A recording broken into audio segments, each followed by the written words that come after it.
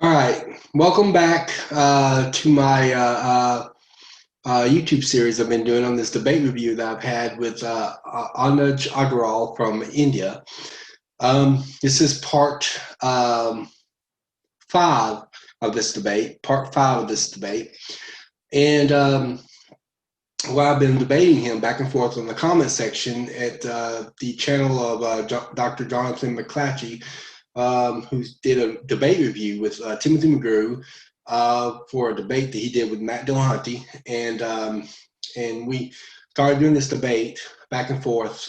We did like 220 replies to each other, and it's the most replies I've ever done anyone on these comment sections. And we've been going back and forth in the debate, and I've been detailing what he put, what I put, the background information of that.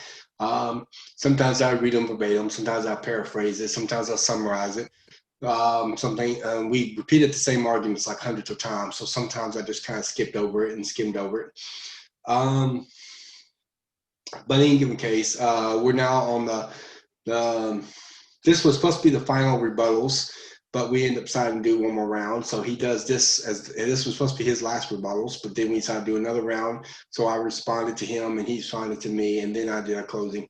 I'm gonna try to see if I can finish this off in this video. If not, there'll be one more video. I will link parts 1 through 4 in this description for this part. All right. This is starting where we left off. Okay, reading what Anuj Agarwal from India says in our debate. He says, yes, talking about the rolling tombstones. Remember, we were talking about Jesus' tomb, the rolling rock, and that sort of thing in the tomb. He claimed that there was no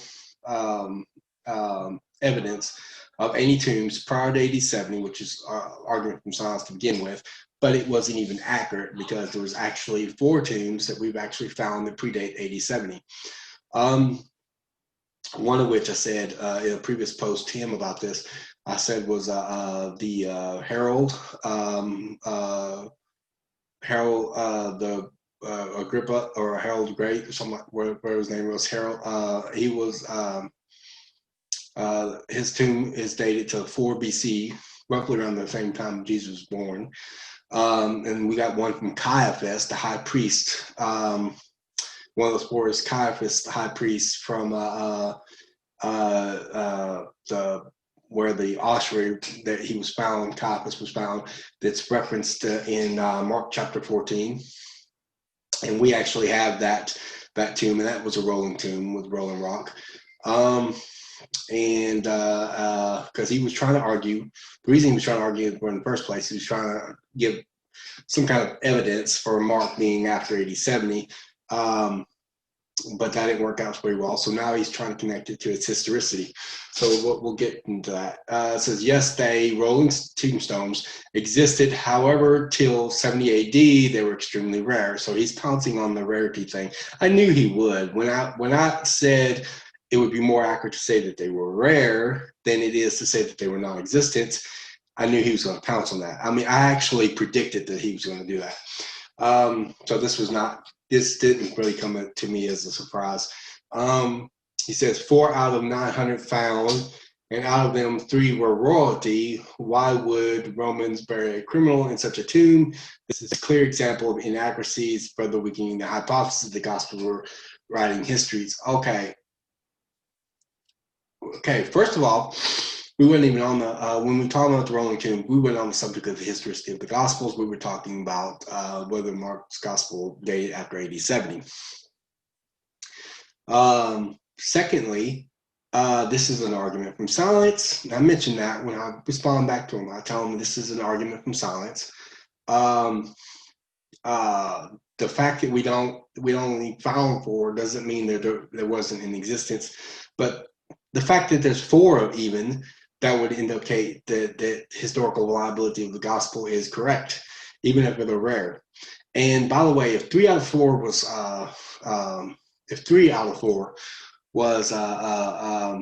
royalty, that means one of them wasn't. So this wasn't universally. And by the way, Caiaphas wasn't royalty. He was a high priest. and he was a Pharisee, okay, or he was a high priest of the Council of Sanhedrin. Um, uh, if Jesus was buried in the tomb, when Joseph of Arimathea buried Jesus, he would have taken care of all the funeral arrangements, and I mentioned that as well. Basically, on the wording, this would mean that the tomb that he placed him in was purchased and owned by Joseph of Arimathea. So, in other words, the tomb was being provided to him by someone who was rich, because Pharisees were no slouches. They had money. They were well off, and so there's no reason at all to think that this was historically inaccurate. This is just his attempt to try to make a connection to a completely irrelevant point to the one he was originally trying to make with the tomb in the first place. And he's trying to make it connected with the idea that they're not trying to record history, which is just not the case. The gospel state Joseph and Arimathea buried Jesus. It's true. Even then, he was not wealthy as some royalty. Well, he might not have been as wealthy as royalty, but he had money. He's rich. He was a rich man. And this actually fulfilled the prophecy in the Old Testament, too, that he would be buried in a rich man's tomb, talking about Jesus. Modern biographies are mainly intended to write factual details and would be considered as history in future. Ancient biographies were not. That's completely false. Again, he's conflating ancient biographies with historical novels, two separate types of genres. Here is what scholars in the field suggest. He quotes some liberal scholars. And here's the thing. When he cites scholars, he never presents any evidence with the scholars. He just cites them as if somehow I'm going, oh, well, Dell Ellison believes it, so I'm going to take his word for it. Not how this works. I don't ever assume you're going to take the words of my scholars. I cite evidence too. Either I'm citing the evidence and then I'll quote the scholar to prove a point about the evidence, or I will cite the scholar who is citing evidence, and I will cite in the citation when he's citing evidence, I will show where he's presenting this evidence that something is true. I don't assume that you're going to take anyone's word of it. I don't talk about mere assertion. I don't merely say it's true and then find a scholar that agrees with me. But it appears that he's doing that. Okay, Dale Allison, author of Gospels, were far more interesting in the practice and theological meaning of their stories than literal facticity. Page 442, Constructing Jesus, Memory, Imagination, History. Okay, basically he's giving scholars, and he's saying all these people, Stanley Porter, reading the Gospels, writes that there were a line between fiction and reality in ancient biographies. What evidence he has for this? Just establishing literary genre does not establish historical truths. I never said it did. In fact, I said the opposite. I said that it is a separate question whether they are historically true or not. Whether they got it right or not is a separate issue from what genre it is. Okay? All I said was they're intending to record history. That doesn't mean they did.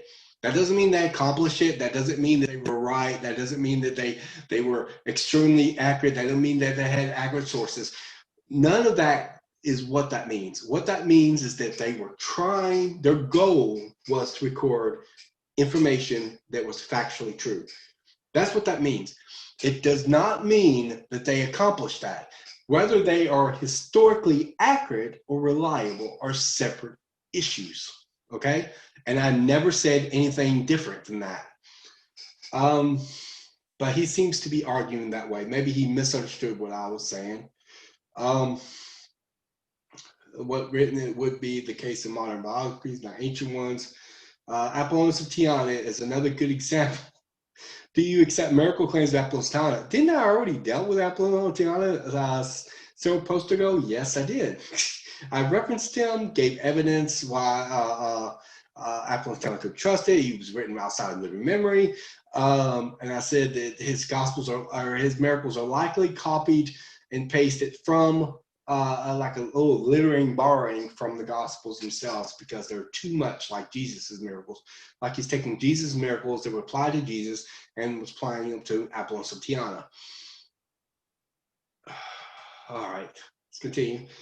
All right, he says that is a very self-defeating argument by that logic. No, the biblical study scholars, this is on me questioning his scholarship, but he's missing the point of why I'm questioning. I'm only arguing that in order for me to know what they're talking about, is that they had to be specialized in the area that they're intended to be specialized in.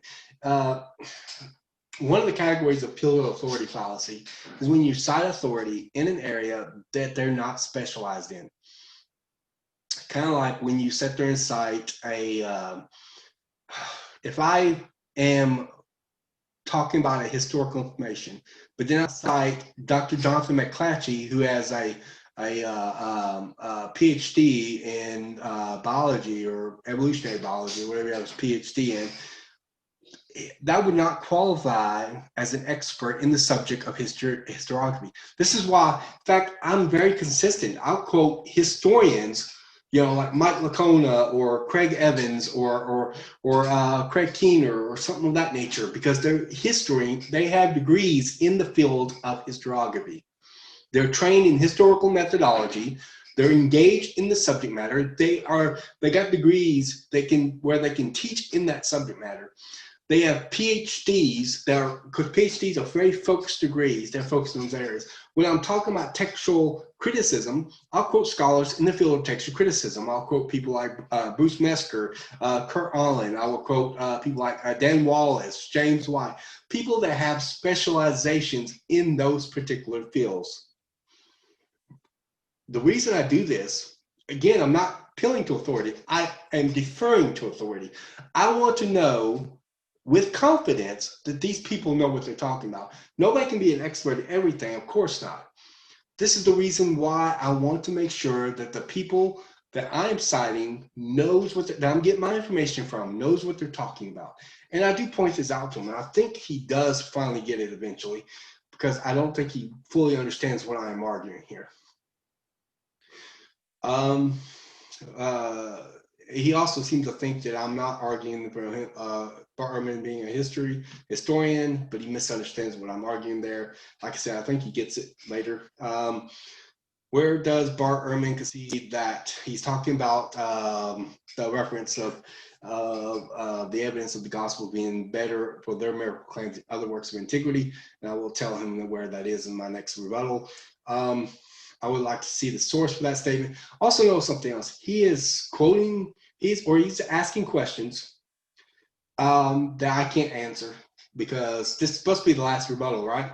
Now, ultimately, I could answer the question eventually, because he allowed me in one more round.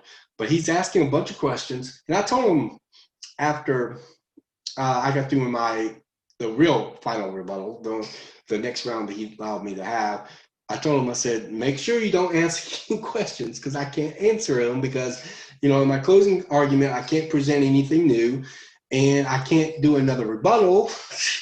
So there's no point in asking questions, especially about evidence, but he does. He doesn't do it as much as he did this time. He did it once or twice, probably out of habit more than anything else. I'll give him the benefit of the doubt on that. But here he did it quite frequently. He kept asking questions about evidence and things like that, and what evidence you have for this, and how can I respond to that? This was supposed to be you're supposed to have the last rebuttal, But eventually we allowed one more round, so that made it a little bit more fair. I would like to see the source for that statement. I never said it was in a publication. I said, Bartman referenced it or mentioned it, but it's in debates that he's done where he conceded to the evidence for the Gospels, because he thinks the evidence for the Gospels are much better than what we have for other works of antiquity. He doesn't deny that. That's not something he actually denies. I don't know why this guy thinks that Bart Ehrman would deny that. In Bart Ehrman's own written source, he actually said that the evidence for the Gospels were, if you want to find information about Jesus, he said you can find no better source than the Gospels, because they're our earliest and best source about information about Jesus.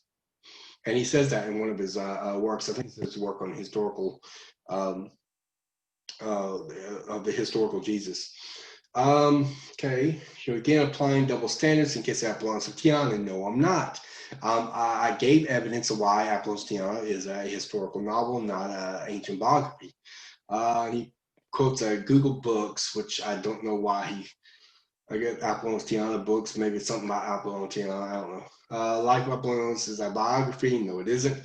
A biography of ancient was a combination of fiction and history. Nope, that is what's called an ancient, a historical novel, and that was a genre back then, which mixes history and fiction. That's not biography.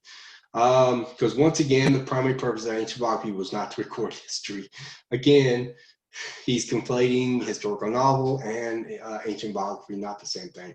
The extant work by Philostratus was not written within living memory. Okay, he's agreeing with that. Now later, he's going to claim that Apollonius Tiana was written within living memory. So he's going to reverse that. He's going to contradict this. So he's going to be, this right here would be progress.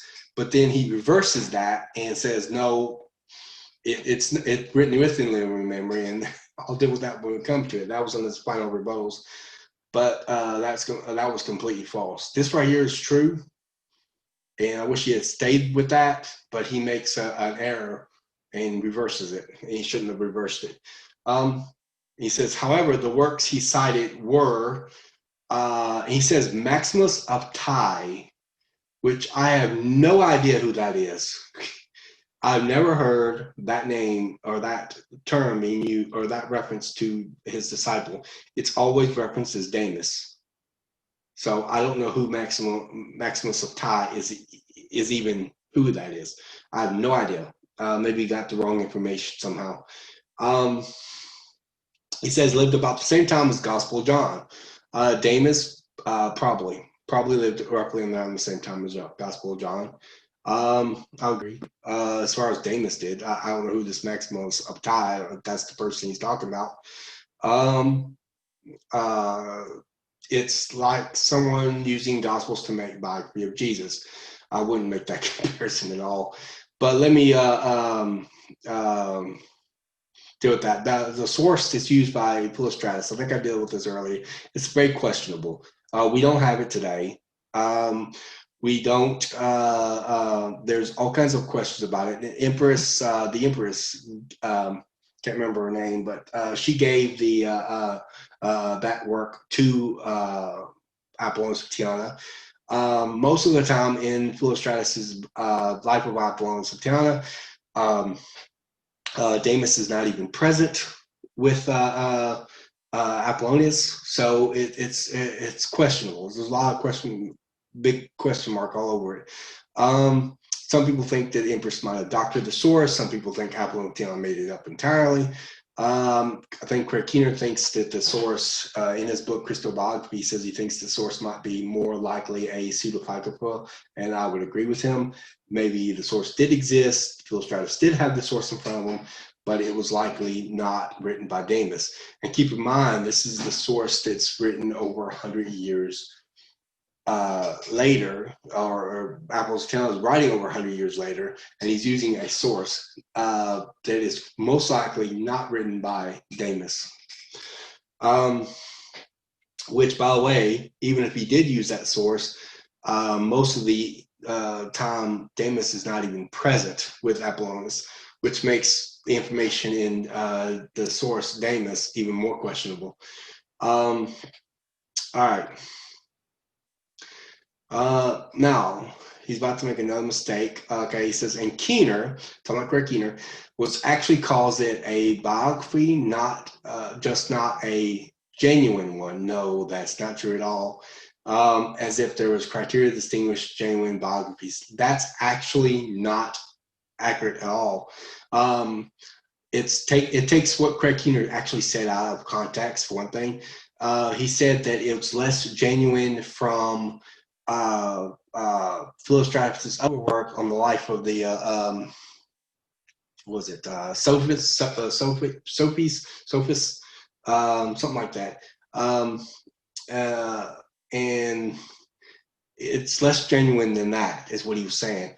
But he actually he says that it uses some biographic conventions, but by and large, it is a historical novel. It does mix fiction, and one of the main reasons he thinks this is because it mixes fiction and history. And another reason is because it's another main reason is because it's not follows the extent or the length, conventional length of a conventional biography, typically. And so those things are convincing this is not ancient biography. There are people that dispute it. He'll point out a few scholars that agree with him.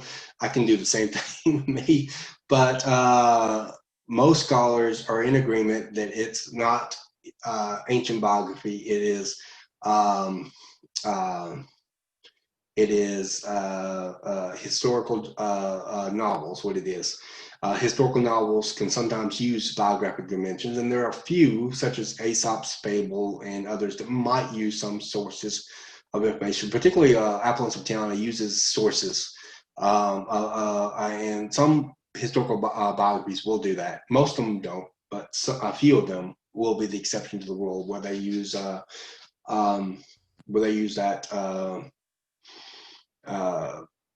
Some biographic conventions, and they might use some sources, that sort of thing. But again, historical novels mix fiction and fact, not historical ancient biographies. That's not what ancient biographies did. And it says, in what time period is defined as living memory?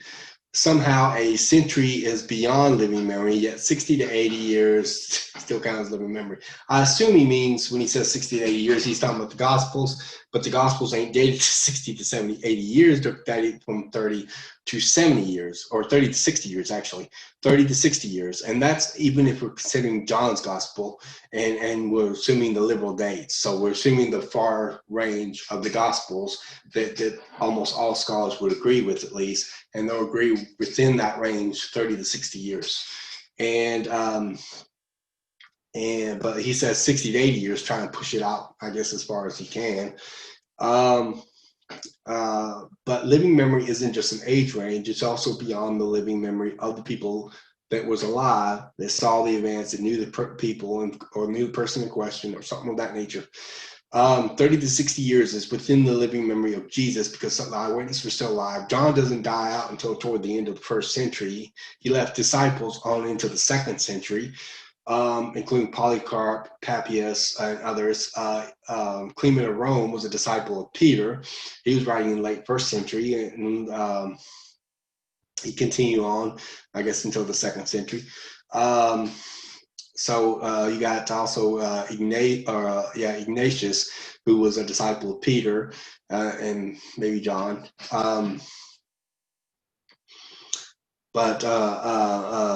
So yeah, the Gospels are written within living memory, but not Apple and Septiana. It was written outside of living memory over 100 years after he had lived. Probably anywhere from between the early 3rd to the mid-3rd century AD we're talking about here. And so this is well past living memory for Apple and Septiana. All right. Now later, he'll try to argue that maybe Apple and Septiana is within living memory, and he'll try to say that I don't know why he argues this, to be honest about it. He will later. It's confused me why he thinks maybe he's taken because Apple and Septiana was contemporaneous with Jesus, that makes it within living memory, but that's not what the scholars call living memory. The written material itself, the literary material, has to be within living memory of the person. That's what they're talking about. Life of Apple and Septiana by Philostratus is not within living memory of Apple and Septiana.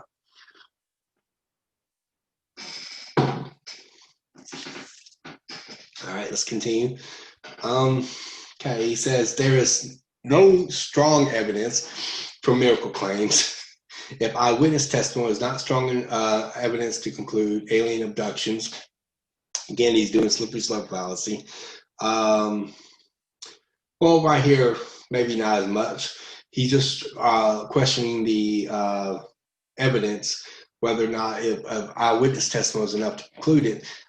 Okay, we look at lots of different particulars with eyewitness testimony. We're not just saying, oh, let's be super gullible and believe whatever someone says. we're still looking at other evidences. Is the testimony closer to the facts? Is it made by people that are habitual, truthful, and reliable? And is the information occurring early enough? Some of these people are being claiming that they don't remember anything like that happening, and they're being hypnotized, and then all of a sudden they have memories of it.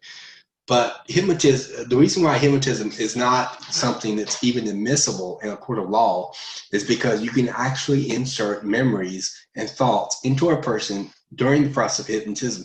And all you have to do is somehow suggest it or imply it, depending on how your question is worded. For example, your question could be worded like, you think you were abducted by aliens. Do you really believe the aliens came among you? And like, yeah, it could be inserting a thought or an idea into the person's head, and it becomes a reality during hypnotism. And you could actually implant thoughts during that time. And it could be very highly persuasive to a person to a point where they can be convinced by it. And so it just depends on the eyewitness claim, but we have to look at the particulars of the case, as Jonathan McClattchie kept telling Matt Dillahunty in that debate. And he's not understanding that. It's a case-by-case basis. How can it be used to establish something as strong as miracles? Well, miracles and UFOs are two different areas of discussion to begin with, especially when the eyewitness were there is no strong evidence for miracle claims of testimony. Yeah, eyewitness testimony. And he talks about UFOs and. All right. Again, eyewitness it's not just a question of accepting what they said because we're just that dang gullible. We still have to look at the particulars of the case.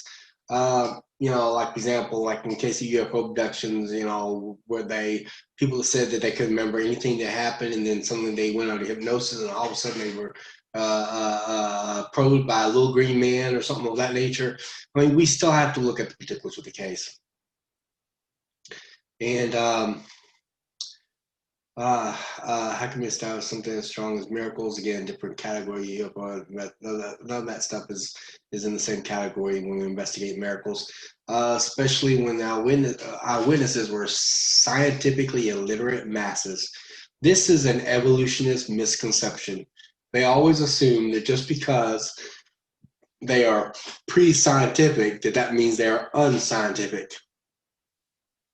Like if somehow they were really stupid in the past, and as time goes on, we got smarter, which is not the case. In some cases, we actually there's a lot of times we've gotten dumber with our information, where it's actually gone in reverse, like in the case of the so-called Enlightenment period and stuff like that. Well, I like to call it the de-Enlightenment period, where they thought they didn't need the Bible and that sort of thing, and anything else superstitious and anything related to religion. And that sort of thing, and they just kind of went a little dumber with their thinking a lot. But that's just presuppositional thinking as far as that goes. Scientifically illiterate masses. What makes them think they're scientifically illiterate?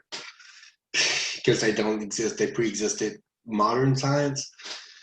They might not know as much as we, but that doesn't necessarily mean that what they say is false, or what they recorded was false, because then we couldn't believe them on anything. Besides, this isn't science. This is history, not science.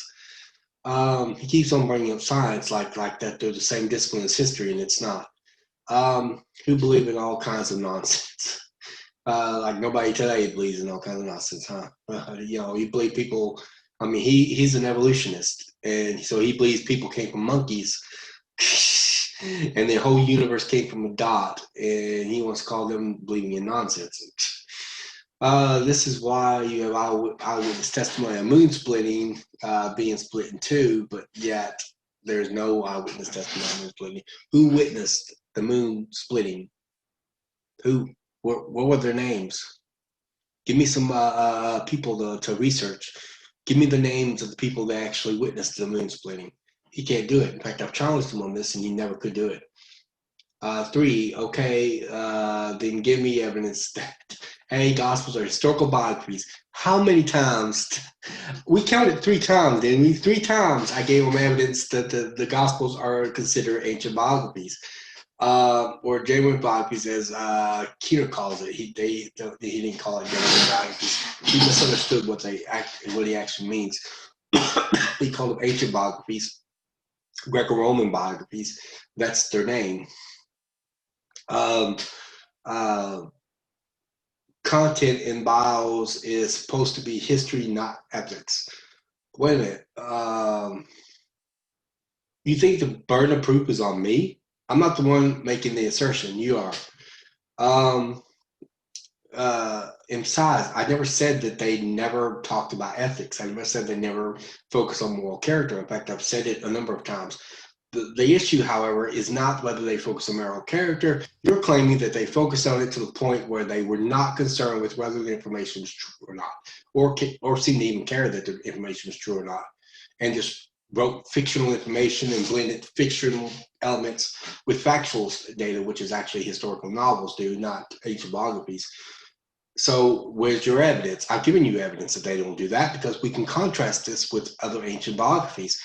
What evidence do you have? He says, no, the shift that actually convinced most scholars, this is where he talks about the shift in scholarship as far as the 20th century to believe that they're ancient biographies. He claims this happened on a single book. Burridge, I believe it's his name is Richard Burridge or something like that. Burridge's book didn't have that much power. Okay, what Burridge did, and there were other writers that did too. He denied that there were other writers. He said it was solely because of Burridge's book. No, there were other writers that talked about it. Other scholars talked about it. Don't you think other scholars talked about it? I mean, I guess he thinks that Burridge wrote this book, and all of a sudden scholars said, "I never thought about that. Wow."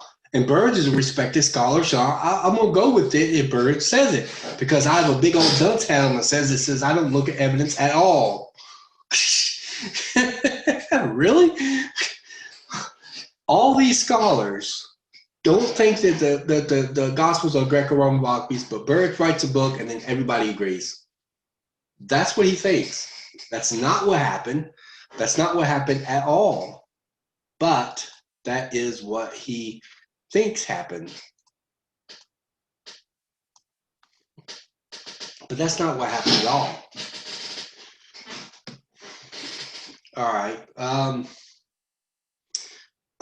What Burridge did and others is force them to make a comparison between the Gospels and ancient biographies. And in contrasting them, they realized that there's a lot more similarities. See, what they thought was, oh, well, the Gospels can't be considered ancient biographies because they got miracles in them. But lots of ancient biographies have miracles in them, and Burridge pointed that out, and that's when they realized that miracles is not an overruling factor. And that's the point there. And because it wasn't, then they suddenly, because otherwise you'd have to rule out most ancient biographies. So they had to sit through and look through it and realize that. He'll try to say later that Burridge, one of the comparisons he made was with Apollotiana in order to support the idea of Apollotiana being an ancient biography. Burridge might have accepted as ancient biography, possibly. I don't know. But that don't mean everybody else does. It doesn't mean that most scholars do. It doesn't mean there's any evidence for it. The fact that it has miracles in it doesn't make it an ancient biography. The point is the fact that the fact the Gospels have miracles in it doesn't rule them out as ancient biographies. Is the point that Burridge makes and others make, and that's the point of it. But the evidence is strongly against Apollotiana being an ancient biography. And one of the things is that it mixes history and fact, or history and fiction, fictitious elements, and that's one of the things that makes Apollotiana considered not a biography. Now, there are some scholars like Bart Ehrman and others that might accept it as biography. I would say most scholars probably reject it as ancient biography, above 50% for certain, probably a very high percentage. would say it's a historical novel. It has some biographic conventions, but for the most part, it's quite different from ancient biographies. It's not of the right length. It's got fictitious elements in it. It uses sources, but the sources are very questionable. But as I also put in there in my rebuttal to him, even if Apollonius Theon was considered ancient biography, it would still be one that existed past living memory. So it would not exactly qualify in the same subcategory as the Gospels, because the Gospels are written within the period of time called living memory, where biographers believe they had much better sources, because the closer the sources were to their own time, the more they trusted them, the more they thought that those sources were reliable. The further away those sources were from them, the more that they thought it was unreliable. And so Appleton was written beyond living memory. Now, he will come back later and try to reverse his previous statement, thinking that Apollonius of Tyana was written within living memory, and that's completely bogus. And I don't even know where he gets that from. My guess is he misunderstood the idea of Apollonius of Tyana being contemporaneous with Jesus and assumed living memory. But if Philostratus is writing this in early 3rd century, and he is, then it's not written within the period of time called living memory. All right. So he says, you may want to read that. It is saying the exact same thing I am saying. Yeah, because if Bird says it, I'm going to believe it. Wow. This guy doesn't seem to want to cite evidence much. He seems to think I'm just going to be persuaded by his favorite scholar agreeing with him. I don't know why he thinks that, but for some reason he does. Even historical novels have historical values. That doesn't make every claim they make true. Okay, I didn't say it did. This is true for each and every event described in ancient bios. No. Well, if he's arguing that this doesn't make what they're saying true, then I would agree. I never said it did. In fact, I said the opposite. I said that's a separate issue. I think he's confused at this point, at least, about what I'm arguing there. Traditional view is simple and an attempt by the church to link gospels to authoritative figures. We have no idea who actually wrote the gospels. Yes, we do. We got historical evidence of it. And by the way, why would they want these particular 4 names references it?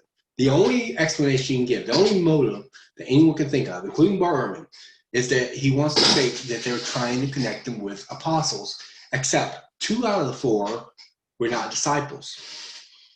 And then one of those 2 that weren't disciples was Luke, which was connected to Paul, who was in no position to write a gospel. Mark abandoned the apostles in the book of Acts in the first missionary journey. Just abandoned them, left them, went on to mommy. And here he was writing a gospel, and it must have been overwhelmingly and tempting to make Peter as the writer of the gospel, but he doesn't. None of the writers ever say Peter wrote this gospel. Mark is always identified as the writer. Peter is always identified as the source. So it must have been overwhelmingly tempting to, but they never did. So, and you got Matthew, who's writing a gospel to the Jews, and he's a hated tax collector, and these were traitors to the Jews. Jews consider them traitors. But here he is writing a gospel to the Jews. You got John, and most of his works happened at the later part of the 1st century. Even the Gnostics didn't pretend to be John. Why would these 4 guys be chosen? When you look at the Gnostic Gospels, there are super popular, that's a fancy word, by the way. It means falsely ascribed. I mentioned it earlier, but I forgot to tell you that it means falsely ascribed. False title means that the people did not actually write it. They're claiming it. Someone claiming to write it, like Thomas, Judas Thomas, writing the Gospel of Jude or Gospel of Thomas, and Thomas never wrote that work at all. Most likely it was written in Syriac. probably anywhere from the middle of the 2nd century to late 2nd century. But that would be what is classified as pseudepigrapha.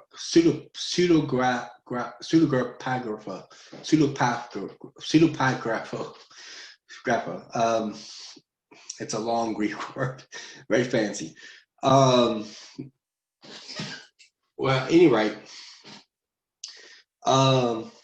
if you look at those Gnostic Gospels, you will actually see that they often use famous names like Thomas and Judas and Mary. They use famous names from the New Testament, but you don't see them using insignificant people like this. These four Gospels were not ascribed to famous people, famous apostles. 2 of them weren't even apostles. So why would they name those specific ones? And I brought this up to him, and he says, oh, well, Bart Ehrman has an interesting theory. Yeah, I know Bart Ehrman's theories, and I'll talk about that when I get to it. But I know Bart Ehrman's theories, and then they're fallacious as well, and they're just theories. There's no evidence behind what he says, none whatsoever. It's all conjecture. All right. It said 4 said yes, but cannot be used to prove central claims. Maybe as the Bible is true, like Quran cannot be used to prove Muhammad was prophet of Allah. I don't use the Bible, use it to prove central claims in the sense that he's talking about here. But I do use it to use anything that's factually verifiable, like historical claims. Like, for example, I can't prove that Jesus was the Son of God historically. Okay, I can't. It doesn't mean I can't prove it otherwise. I can prove it theologically, but I can't prove it historically, because of the fact that the historians don't have the tools to deal with it. But I can prove that it is. I can prove historically that Jesus claimed to be God, and that his earliest followers believed him to be God. I can prove that historically. But the point is, we're talking about whether the Bible can be used as evidence. He's saying their central claims cannot be used to prove a central claim. Yes, it can. If skeptics can use the Bible against a central claim, and they do, Bart Ehrman has used Romans. I can't think. I have a rebuttal here too that I'll do here in a little bit, that I have on the post that I'll be getting to, that actually references the right passage. I believe it's Romans 4, if I'm not mistaken. Could be Romans 5. I have to look at it and see. But basically uses the passage to support adoptionism, which is a view against the deity of Christ, and he thinks the earliest followers believed only in the deity of Christ, not because Jesus claimed to be God, but because of a resurrection, and that convinced them that Jesus was God because Jesus rose again from the dead. The very view that this guy keeps on trying to force me into, which I don't have that view at all. And then I also brought up Richard Carrier, and I brought it up already before, 1 Corinthians 15 creed, where he uses that against that, and he takes Paul out of context, but he thinks that Paul is talking about a spiritual resurrection, and he does that to go against the bodily resurrection of Christ. So you can't tell me skeptics going to use it against our central claim to in favor of it. He does try to justify that in his last rebuttals, but at the end of the day, there's no justification for it. We are allowed to use that. All right. Here's an interesting one.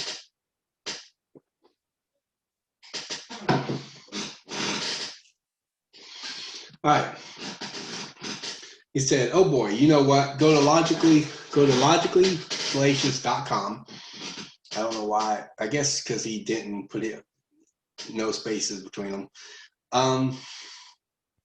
He said, go to logicallyfallacious.com and slide down to the very last. There is a section called exception, which I already knew about the exceptions in logicallyfallacious.com, which reads, as the bias or conflict of interest becomes more relevant to the argument, usually significant by lack of other evidence, the argument is seen as less of a fallacy and more of a legitimate motive. Now, here's the part that he seems to miss: lack of other evidence. We have other evidence. I'm gonna get more into that because I actually describe it a lot more detail because we have these people are from all over the Roman Empire, in some cases around the same time period, are saying the same thing about these four gospels, and there's no other names ever mentioned.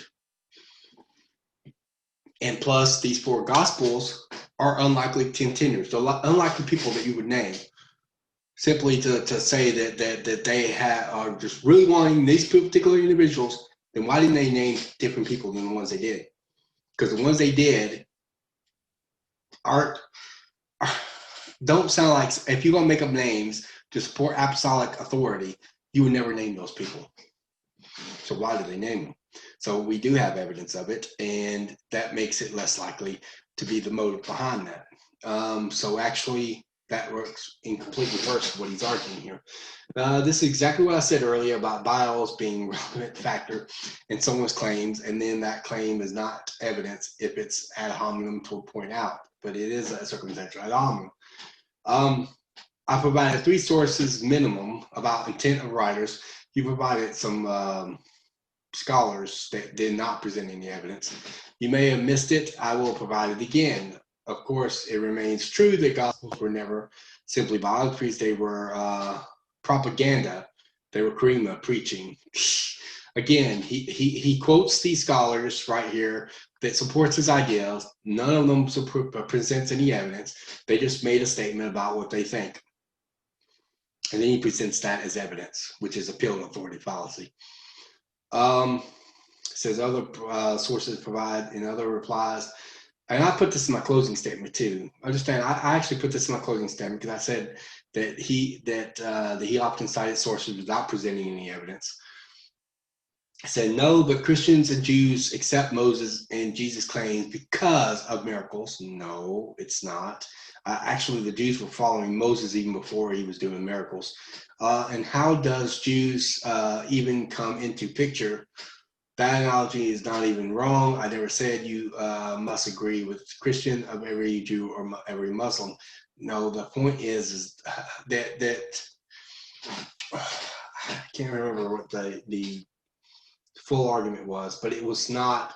He has this tendency to take snippets out of context of what I actually said and places them in there and makes them sound different than what I actually argued. Like if he just couldn't get what I was trying to say. Your only source for incurable miracle is words of an evangelist. Okay, at first when he first said this, I thought he was talking about Craig Keener, in his book on miracles or his interview with Lee Strobel. But he's actually talking about Lee Strobel. This is where he attacks Lee Strobel's, not just his credibility. He's attacking his integrity. Oh, I really jumped on this. This is one of the main reasons, not the only one, but one of the main reasons I wanted to do another round, because he attacked the integrity of my source, not the credibility. And all the time, I question the credibility of his sources. I question the reliability of his sources. I question the academic credentials of his sources, but I never once questioned whether they were being honest or truthful with what they're saying. I didn't think they were right, don't necessarily, but I never questioned whether they were just outright being deceitful. And he questioned the integrity of my source. Okay, so listen what he says. He says, do provide the documentation for that. I will be happy to see actual evidence. Again, the evidence is presented in the citations themselves. They presented the evidence. I have seen the book. The guy doesn't even provide any citations. He's interviewing people. There's a whole lot to cite there. But other than that, he has his interviews. But he does cite sources because he actually often not actually checks his sources out, and he does actually cite sources. I've got several of Lee Strobel's books on my shelves. Plus, another thing he's missing here is that I didn't cite Lee Strobel. I cited Craig Keener, who's interviewed by Lee Strobel. I cited Candy Brown, who was interviewed by Lee Strobel. I didn't cite Lee Strobel. Unless you want to assume that he made up his interview with Craig Keener, a noted, respected scholar and published writer, and assuming that he just invented the whole conversation up was as someone who's as public as Craig Keener in scholarship, then, like I said in my response to this, we can move on, because that is just ridiculous. But that's basically what he was saying. I don't know, the words of evangelist, I wasn't using Lee Strobel's words anyhow. I was using Craig Keener's and Candy Brown's. He said, I've seen the book, he doesn't cite any sources, the citation ain't completely true. He does actually cite some citations, but when you're interviewing people, you don't really have to cite a whole lot whatsoever. How the heck do you even trust him? Because he's a very trusted and respected Christian apologist. He usually has reliable sources. He interviews scholars and experts in their field. He often checks them out. He's very cynical in the way he approaches things. He's a journalist. You know, I mean, he has credentials for interviewing these kinds of things. But like I said, I don't cite Lee Strobel. I cite the scholars he interviews. All right. If I write about baby dragons, which is not even a comparison to what I'm doing, baby dragons with me, will you trust me on the basis on a claim? Well, no, because you're making a mere assertion. We're not talking about mere assertions. I didn't make a mere assertion. I didn't state that. That's what you've been stating the whole time. And add that to that he is known liar. This is something that really got me. Remember when I said he questioned the integrity of my source? He is a known liar, means your entire claim is entirely baseless. Known liar? Okay, by the way, he doesn't never present any evidence for this. What he presents here is a questionable website. It is not a scholarly magazine publication. It is not, I don't even know who's writing the article, to be honest. But the article cites Bob Price for the proof of this. And Bob Price is a radical scholar who's a mythicist, atheist, and who rejects the historicity of Jesus' existence. Now, of course, that doesn't make him wrong about this, but it's an extreme scholar. His credibility as a scholar, in my opinion, is just shot. Not because he denies the existence of Jesus, but just because of the kind of stuff that he usually takes, and he makes conjectures and things like that.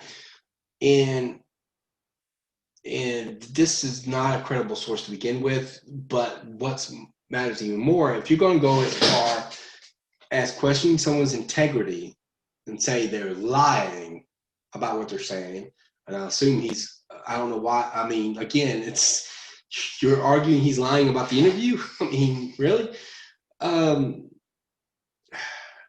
He's not a known liar.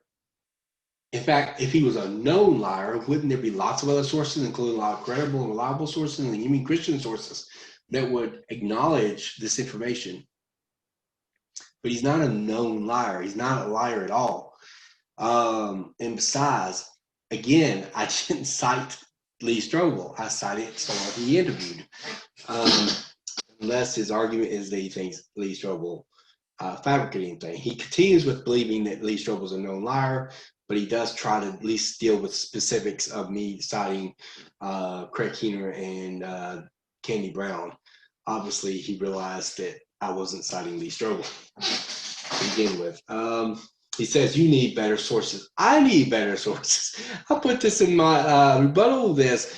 You're getting most of your sources from the internet. Really? I need better sources?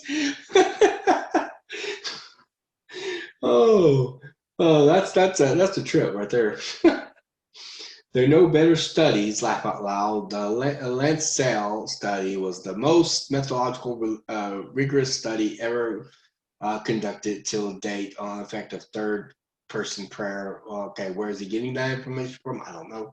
Landslide study was in 2006.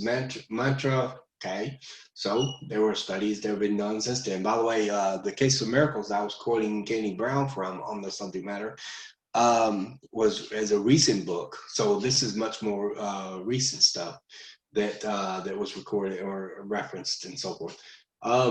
Anyway, 1 or 2 studies don't establish anything in medical science. Mostly meta-analysis is preferred. All right. We have more than a couple studies, but okay. It doesn't matter. The point is that yeah, some studies might not be as good, but then other studies are. But we have to look at, when we get to studies, we have to look at the factors that are being involved in the studies. And I mentioned that too, about different things that are factoring into the study. And because when they did STEP, they used people that didn't even believe in intercessory prayer to make these prayers. Okay, there is no scientifically discernible effect for IP. I think he's quoting that article on the internet, as assessed in control studies, given the IP literature lacks a theoretical or a theological base and has failed to produce significant findings in controlled trials. This is in that one study, not in other studies that have been done. If the right factors are in place, then yeah, they usually have a lot better results.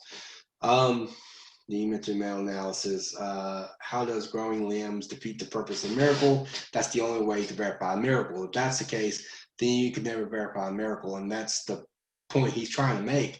The problem, however, is that that's not.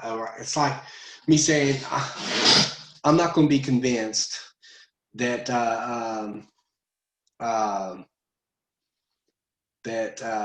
Jesus was really the Son of God, unless I see Jesus personally coming out of the heavens to me, and then I'll be convinced that he's worthy to be worshipped as the Son of God.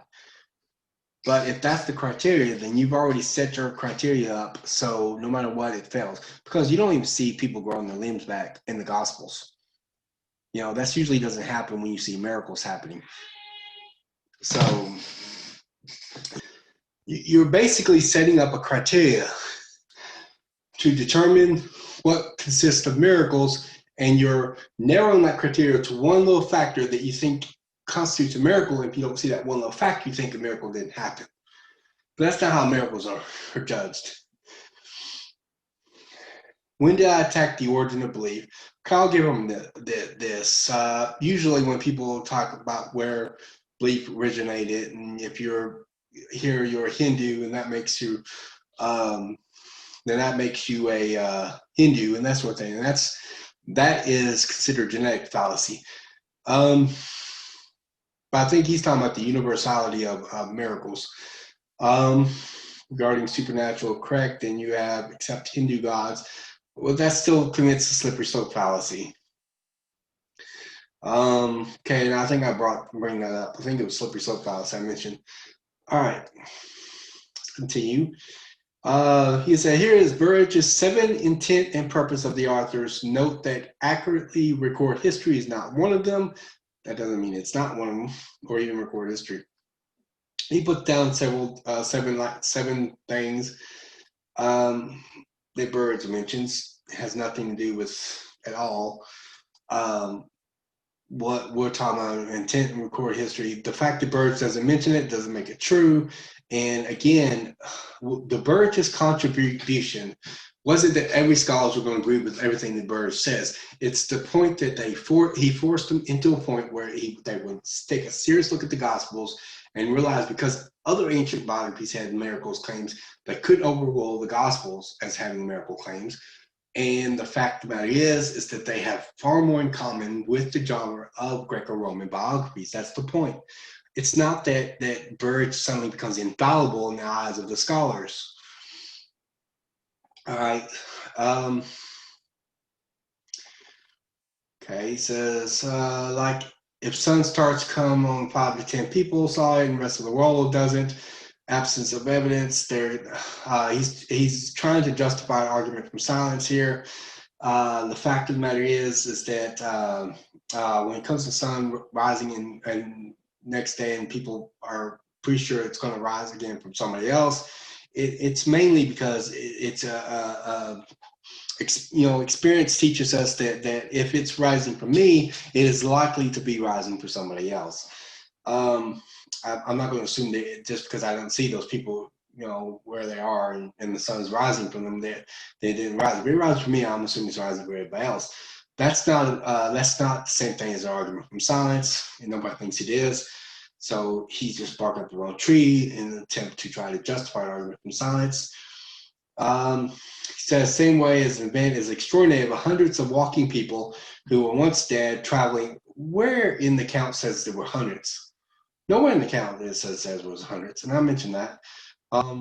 Wealthiest and famous cities in Eastern Roman Empire. I don't know why he thinks it's one of the wealthiest. I'm not sure what their wealth status is, but I doubt if it's one of the wealthiest in the Roman Empire. Would have left at least some sources, which is arguing from science, because you don't know if they did or not, because we lost a ton of sources from ancient history, as there were many who were writing about history.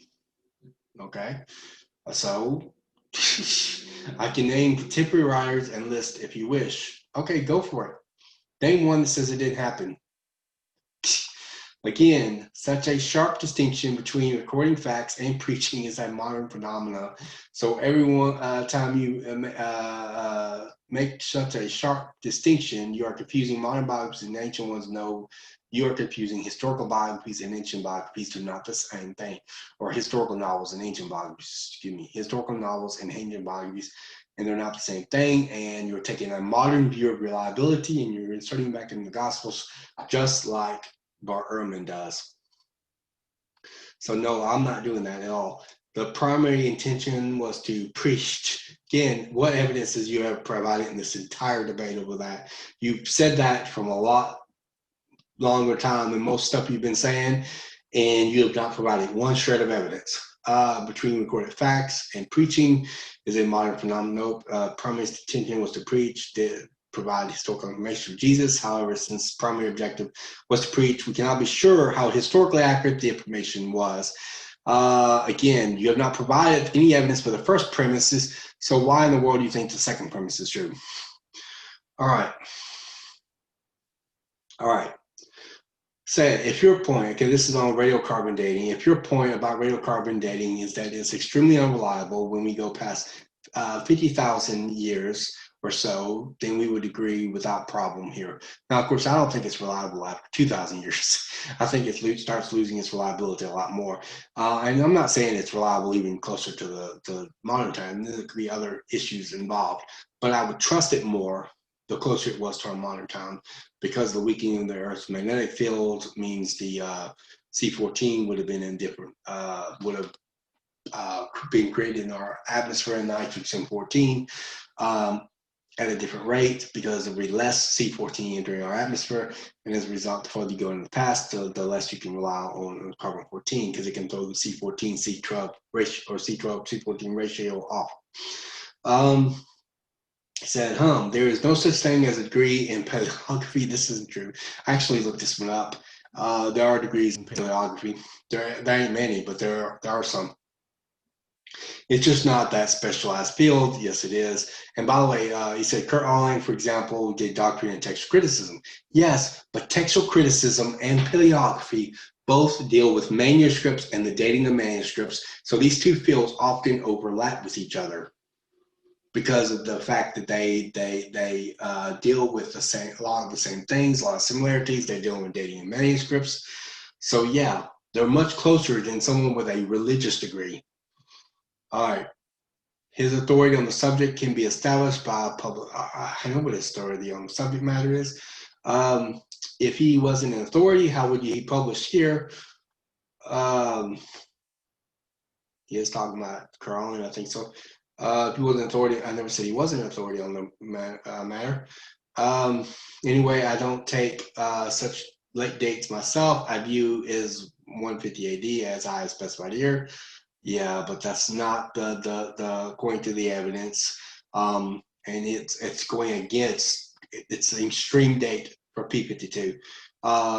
the most likely date is before AD 125. Most scholars usually land on AD 125. I, for one, think it's closer to AD 100. I'm probably a little bit closer to AD 100 than, say, Philip Comfort, who thinks about AD 110. And I studied this evidence earlier, and I mentioned it and went over it. It's certainly strong evidence in favor of a very early date, close to AD 100. It says prophets are not supposed to be divine. I never said it. Well, Jesus was divine. It's like saying Jesus wasn't genuine God because he didn't split the moon. Okay, it makes no sense. Prophets are supposed to, messengers of God, they still humans nonetheless, right? All right. Okay. He says, "Say theories are not facts," means that you don't understand theories at all. Theories are. Yes, I do. You don't understand what theories are. A scientific theory is not supposed to be it's not supposed to be a fact. So the point that theories are not facts is committing a categorical error. No, it isn't. And you said, wait, a scientific theory is not supposed to be a fact. I never said it was. I said the opposite. I said it's not supposed to be a fact. So the point that theories are not facts is committing a categorical error. No, it's not. It's actually accusing you of a categorical error because you're assuming that theories are facts, the same as fact. You're saying the evolution is fact and it's a theory, and you're saying theories are facts, and I'm saying they're not facts, and you're saying I'm committing a categorical error because theories are not supposed to be facts. This is what I'm talking about, the randomness of some of these arguments. They're just borderline crazy. I don't understand a lot of the stuff he tries to argue because he flip-flops back and forth on a lot of things. Saying something is still theory, scientific, means that you have no idea what a scientific theory even is.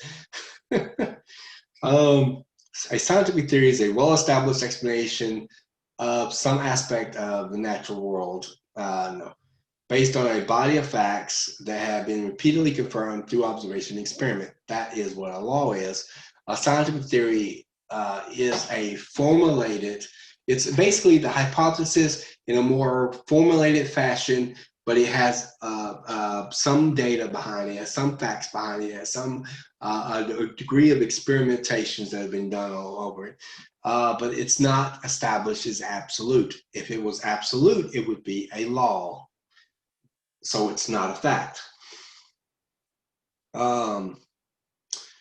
It says confirmed through observation and experiment. No, scientific theory based on models, makes predictions. It does make predictions, but that doesn't make it factual. More predictions that are confirmed, the stronger a theory is. No, this makes the affirming the consequence fallacy because there'd be other explanations or reasons that it could be something true. Big Bang model makes a prediction. It was verified. When you say prediction made in models is affirming the consequence, you demonstrate that you don't understand science at all. No, I understand logic, and I do understand science, by the way, but I understand logic, and I understand the way logic is.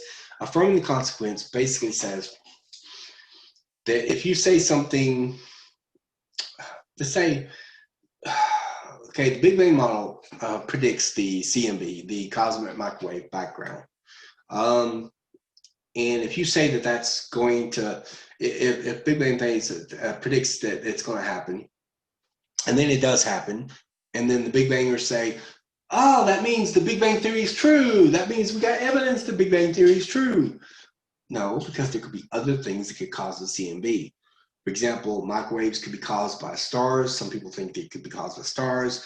I personally am open to the idea, and I think, in fact, I even lean toward it, that the origin of the universe did spawn the CMB. Any kind of universe coming into being, when you have a disbursement of energy like that, it's going to create these microwaves. It's inevitable. It's going to happen. I think the CMB could be used as good supporting evidence for the universe coming into being in a finite point in time. You know, the universe isn't eternal, but we don't really know fully what caused the CMB. It could be the stars, it could be origin of the universe, it could be some other thing. Other models predicted the CMB as well. Big Bang is not the only one. He keeps calling it the CBR. I don't know if he's abbreviating it cosmic background radiation. Usually it's abbreviated as CMB, cosmic microwave, or CM, cosmic microwave background. Yeah, CMB, cosmic microwave background radiation, or he probably just abbreviating it as CBR, cosmic background radiation, leaving the microwave part out. At any rate, it does commit to affirming the consequence fallacy. Basically, this is an invalid argument. It's kind of like me saying, if I eat lots of pizza, if I'm full, if I eat lots of pizza, I will be full. I am full, therefore I eat lots of pizza. But other things can make me full. I can eat lots of other things, food. I can eat like stuff with lots of starch in it, like muffins or spaghetti or something like that. And that usually, when you add liquid to it, it inflates your stomach to make you feel full, and those kinds of things. Lots of other things cause that. What it basically does is because it's there, it renders your argument invalid, meaning the conclusion doesn't follow from the premise. That's the point of the affirming consequence accusation.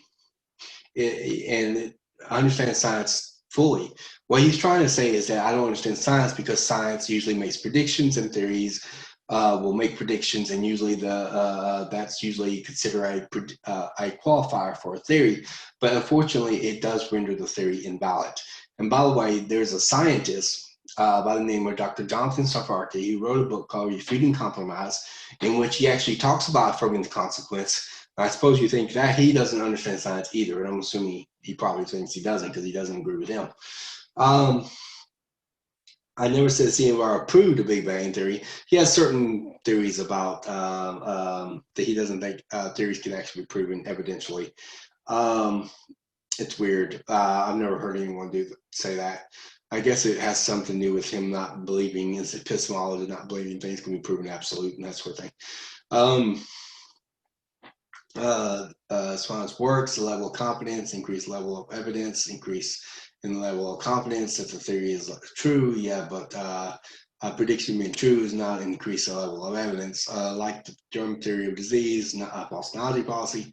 Well, I'm not entirely sure you mentioned the false analogy policy. I don't know much about the germ theory of disease. We can never prove HIV virus causes AIDS.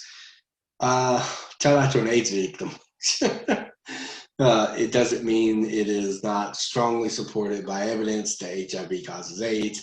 You have a weird tendency to deal in absolutes. I don't deal in absolutes, but there are certain things that we can absolutely know for sure. We know them for sure because we're here, we're observing them, we can repeat them in experiments. We can actually, they're falsifiable kind of stuff. Just so you know, the belief that things cannot be absolutely proven true is itself a fallacy in logic. It's where you say it's a self-refuting argument. There's no such thing as an absolute. Are you absolutely sure of that? Because there's at least one absolute, and that is you're absolutely sure there's no absolutes. But you can't even be absolutely sure of that if that's the case, you know. So it winds up defeating itself. But as far as history goes, we deal in probabilities. And I never said otherwise. I have heard this from creation many times before. They talk about the one we talk about specify complexity. Information cannot come from naturalistic mechanism. No naturalistic mechanism known to produce information. Yet never has a creationist much even defined what information is. I will define it in the next rebuttal. I'll get to that when I get to it. It basically boils down to ATGC. I think that's the chemicals that has the information in it, but exists, but it also boils on in DNA. DNA has information in it, and nothing more than ATG is made by mutation. Mutations don't add new information. They never did. In fact, mutations actually presuppose creation because the information has to already be there to be mutated. Thus, evolution is not possible. This line of reasoning would be laughed off the respectable scientific institutes only by people that disagree with it. And evidence of common descent of all life forms on Earth is too strong. There's no evidence for it at all.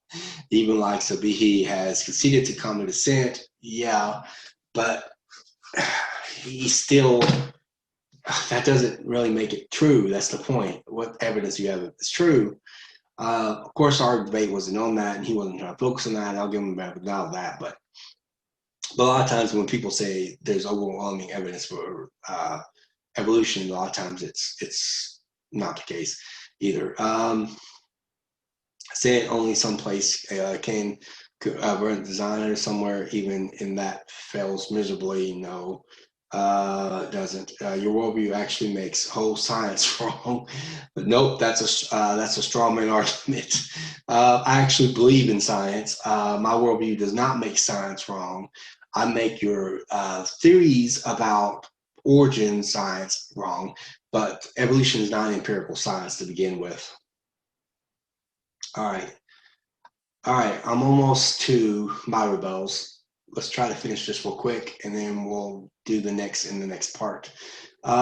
If you don't consider bias to be a factor, what exactly do you evaluate as source? I never said it was in the factor. I am not doubting whether or not some statements originate with Jesus.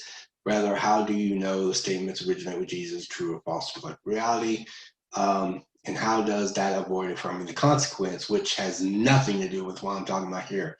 He's going to end up actually misrepresenting my statement, just like he misrepresented it here. I never said nothing about it. Talking about affirming the consequence, he obviously doesn't understand what that fallacy even is. I'm comparing the claims made by respectable central figures of two religions and using criteria of miracles, which is not my criteria, it's his, and criteria of how we can know such miracles took place to prove how both of them passed that criteria. Basically proving that either the criteria of miracle is wrong or criteria of evidence is wrong. Matt states both the criteria are wrong. I disagree with him. I just think criteria of evidence is wrong. The fact of the matter is that you're using a criteria that we do not use. You're using that criteria and not us. Okay, thus, if there was a verifiable miracle, then I would believe in supernatural. There is a verifiable miracle, and it's called Jesus' resurrection, which, by the way, was proclaimed long before the Gospels were even written. And Jesus didn't split the moon either. As follows, he misses the point of what I was arguing there. Okay. Oh, shoot. Say which Sahih Bukhari states anything about rewriting the Quran. All of these says, okay, I mentioned this already. I'm going to really shatter his arguments on that. So that Quran, by your own logic, has authentic miracles. No, it didn't, because you're completely arguing completely different, misrepresenting what I said altogether. What is the point of this? We don't have anything written down by Jesus either. Again, like I said, I was not targeting the fact, I wasn't arguing that it was an issue that Muhammad never wrote anything down. I'm just saying the point that I was making was that the only thing they would know about what's going on is written down in the Hadith, the Quran, and Muhammad's earliest biographies. Otherwise, we don't know what happened with Muhammad. And that's the point that I was making. I wasn't making an argument, but he turns it into an argument like, okay, what's the big deal with this? We don't have anything written down by Jesus either. Agreed. I wasn't arguing otherwise. Okay, he quotes me.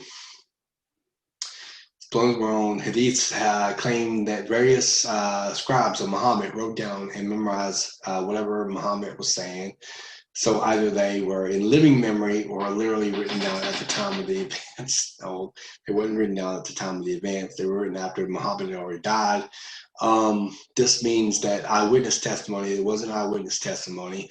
He misses the point of my whole argument. It says, how does scribes memorizing and writing down verses equal to oral tradition floating around? These things cannot be further apart. I'm going to deal with that when I get to it. It says, laugh out loud.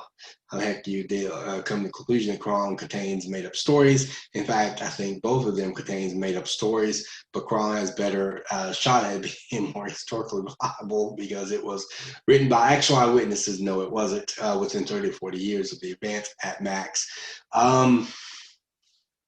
No. How is someone making, okay, when Hobbit is telling these stories to his earliest followers and he's dictating it to them and they're memorizing this information, and then most of them would die at the Battle of Yamama, which happens after Muhammad had died, and then they decide, oh, we're going to end up losing the Quran altogether. Let's find it, and he finds a few pieces here and there that are written together, but most of it is fragmentary, and they have to go and try to get the people that memorize this information, and they found this verse, that verse, that verse. And he's calling them verses instead of stories, but here's the thing. It's still verses within the Quran. The moon splitting miracle was in the Quran. That was part of the verses that were being brought together. There is no eyewitnesses. The earliest followers that memorize this information is hearing these verses from Muhammad, who got dictated those verses from allegedly the angel Gabriel. That is the point that he's missing here. Okay. How development, he's quoting Google Books again, how development of Quran happened as per Muslim tradition. Quran first compiled by Ibn Bakr after Yamama. Yeah, that was after Muhammad had lived. Then Uthman burning any copy of the Quran. They did not match the Quran compiled by Abu Bakr, Abba Bakr. After Yamama, this is why I said it was you have 40 years, and going on narrative. Like I said, he's misunderstanding a lot of what I'm written. What I was trying to focus on. Yes, it was. In fact, Quran states the pagans said this is old magics. Yeah, within the Quran. You believe in Muhammad even after the miracle. All right, again, Muhammad is telling his followers this that was later pieced together, not anyone witnessing it. I don't care about the miracles precisely because of this. So he doesn't think miracles are true just because the one in the Quran isn't true.